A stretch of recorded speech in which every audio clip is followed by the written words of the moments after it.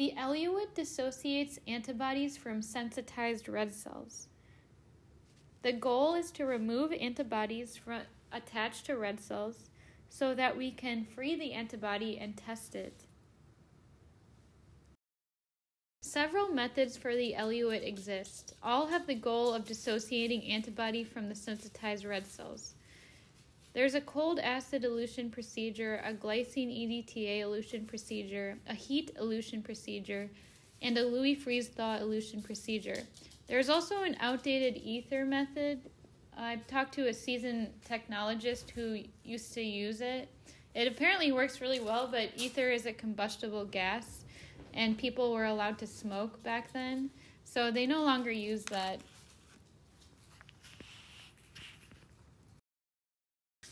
The cold acid elution procedure is what we'll go over today. In most blood banks I've worked at, we use the gamma elukit 2 elution technique, which is manufactured by Immucor typically, but can also be others.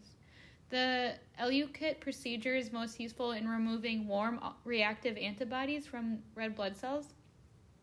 It's useful in transfusion reaction workups and investigating positive DAT tests when a patient is hemolyzing. It's useful in concentrating weakly reactive antibodies and in investigation of hemolytic disease of the fetus and newborn. Red blood cells are first coated with antibody either in vivo or in vitro, and the antibody red cell is washed thoroughly. So in this video, I have just washed the elution and the red cells. Or I've just washed the red cells in this special wash solution, which maintains the association of the bound antibody. It's typically kept at colder temperatures to allow for cold antibodies to remain. The washed red cells are suspended in a glycine solution at an acid pH to dissociate the bound antibody, which I'll show.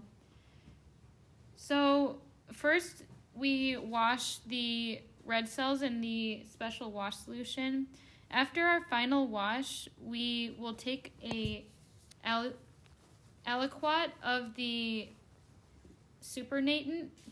This is called the last wash. So in a separate tube, I'll simply add the last wash. This is our quality control measure. So if the last wash is positive, the test is invalid. In our next video, once we've removed the last wash, we take our red cells and we'll need to count the number of drops. When we add the acid solution, we'll need a 1-to-1 ratio. So to do this, we'll count the number of drops. So here I remove the red cell and I simply count the number of drops. I have 16 drops. In the next panel, now that I know I have 16 drops, I'll need to add an equal amount of eluting solution. The bottle shown on the left is the eluting solution. It's stored at room temperature. It's an acidic solution, so you must be hasty with the procedure to ensure the antibody is not denatured. I'll add 16 drops of eluting solution, and at the end of this video, you see the eluting solution with the red cells. Finally, when I spin the acidic in solution with the red cells, I now have a clear delineated red cell line and supernatant line. The supernatant is the eluate. It is acidic and it's typically yellow. This should theoretically contain the eluted antibody, so the antibody that was coating the red cells is now in this supernatant and now dissociated from the red cell. I will remove the supernatant eluate into a separate tube, which I usually call eluate 3. Finally, since this is an acidic environment, we'll need to buffer the solution to maintain a pH where we can test it and also keep the antibody maintained and not denatured. So here's our final buffering solution where the solution is blue. When I add a few drops, the solution remains clear. This indicates that the solution has not yet buffered.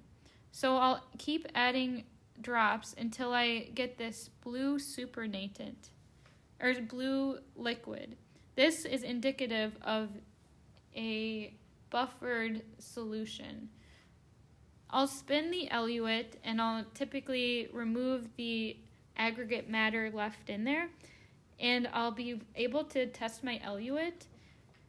So a blue eluate indicates that it's a control measure that indicates you've performed the test correctly.